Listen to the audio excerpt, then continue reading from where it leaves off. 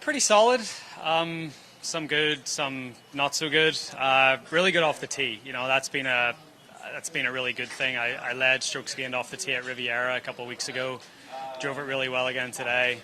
But yeah, just a little loose with the irons. Didn't really hole much going out, but I held a couple, on the back nine. But yeah, overall, I mean, it's a solid start. 67 around here is always a decent score. It was so benign today. You're not going to get this course, much easier. So probably could have been a couple of shots better, but overall, still a decent start.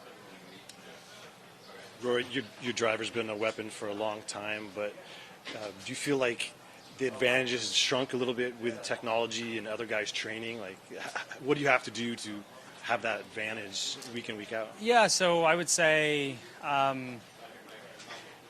think like DJ, myself, maybe like a Gary Woodland, like that sort of style of play, I think became pretty prevalent in the sort of 2010, 11, 12. And I think for a while there, there was a big advantage if you played that way and you could really take advantage of driver off the tee. But I think there's so many things that go into it. There's TrackMan, there's analytics, people telling you to hit driver more. People are training more, technology and drivers, technology and ball. And I think all those things together, it has probably corralled us a little bit more closer together. Maybe not quite as easy to separate yourself as it was 10 years ago. So just means the rest of the game has to be just that little bit sharper. What's the family setup this week being so close to home? Same as a usual week at home, except I usually don't get up at 4:30 like this morning. But no, pretty similar to most weeks that I'm home. It's nice to sleep in my own bed for a change.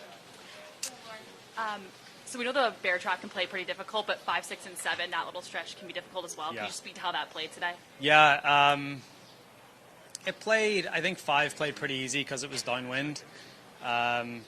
6 played tough. It was back into the wind, and thankfully I played that hole very well. And then, yes, I think that stretch, it's even, like 4 is not easy. Yeah, it's a short hole, but the depth of the green is pretty narrow, and you got to be really on with your second shot there.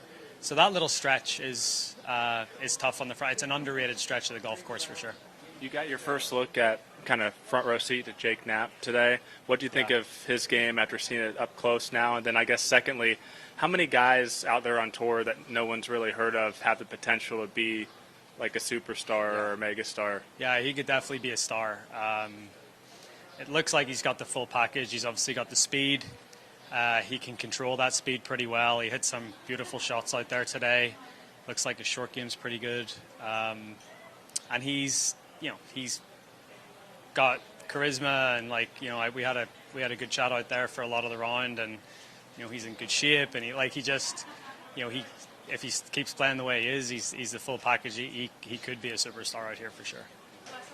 Rory, you talked about over there missing it with your irons, missing left, missing right. So when you go to the range, can you explain exactly what you'll do to try to correct that? Is there something that you've done before? Yeah, so it's something that I've been struggling with for the last few weeks, and it's hard. It's hard to replicate on the range the visuals that you're getting on the course, and it's more a visual thing. When I see a pin on the left side of the green, I'm just a bit more uneasy of what shot to play and how I'm trying to swing it and whatever. So try to find a place on the range today where I can sort of imagine that I'm hitting the left pins and just trying to hit the shots that I want to hit. And repetition is basically all I need to do.